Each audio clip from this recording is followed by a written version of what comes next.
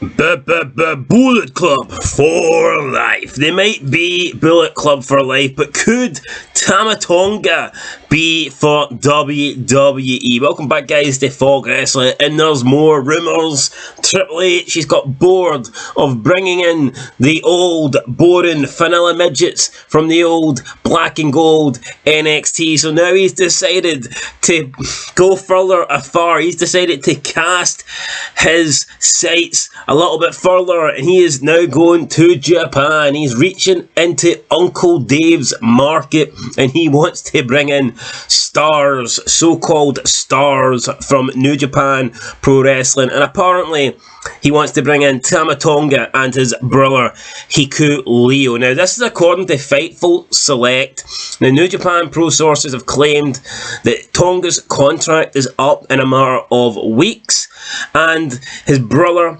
Hiku is also currently booked in an upcoming Loser Leaves Japan match against Switchblade Jay White. So according to New Japan, not only is Tonga's contract up in a matter of weeks, but his brother, who WWE are also interested in signing, currently has a Loser Leaves Japan match scheduled. So I guess the possibilities of these two not only leaving New Japan, but also possibly going to the West, going to the WWE, could be real. Now, I'll quickly go through what Fightful Select have said, but before then, let's talk about the Bullet Club, right? The Bullet Club suck. This is a complete rip-off of the NWO, but really, there's not that many comparisons. You've got the black and white, okay. You've got a stable with way too many members, okay.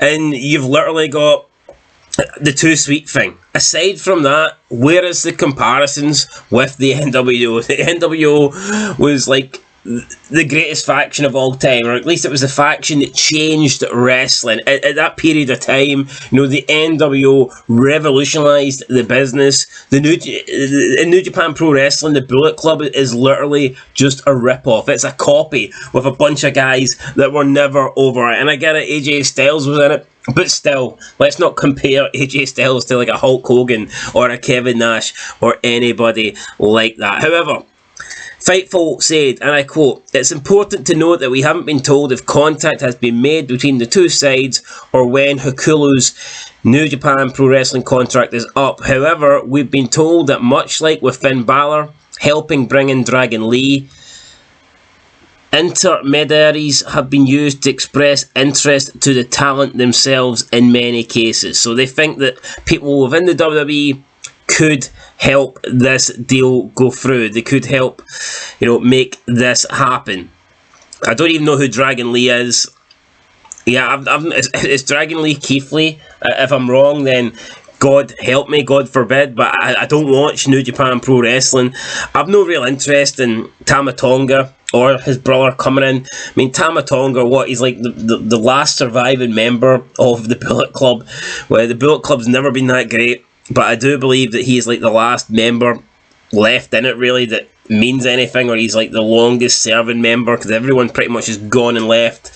And I just look at them and I don't see stars. I don't see this big stable, man. They look like clowns. They look more like juggalos than like, you know, stars to me, man. I just don't see the NWO comparisons. Like I said, minus the Too Sweet thing and minus the whole black and white and having way too many members.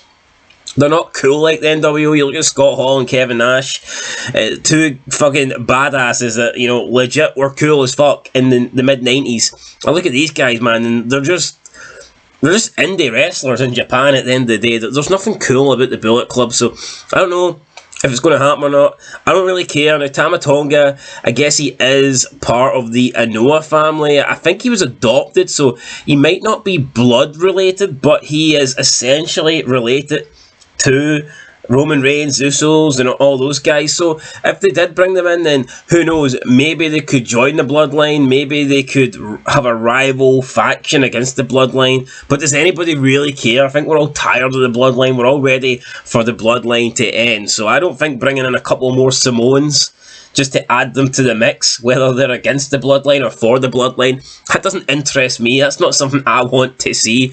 Apparently Tama Tonga and Roman Reigns also have a little bit of history. They also have a little bit of beef. But again, I don't really care. Tama Tonga, it's a shit name, and for me, I've got I'm not excited to see this guy in WWE if it happens. And of course, with Vince McMahon back in business, with Finny Mac back, I mean, does Triple H really have to say anymore? Will Triple H really be able to bring back? I know Sheamus would say banger after banger, but when you talk about Triple H hiring people to the WWE, it's bomb after bomb after bomb, and you've got to wonder now, will that stop with Vincent Kennedy McMahon back, at least momentarily back, at least in the WWE? So yeah, guys, let me know down below, do you want to see Tama Tonga in the company? I personally do not. I don't care for Tama Tonga. I don't care for his brother. I don't care for the Bullet Club, and I don't care for Uncle Dave Meltzer's favourite Japanese wrestling. That doesn't really do anything for me. But that's it, guys. Let me know what you think down below. Does Tama Tonga do anything for you? I'll catch you in the next video. But until then, been Fog Wrestling. Thanks for watching, and peace.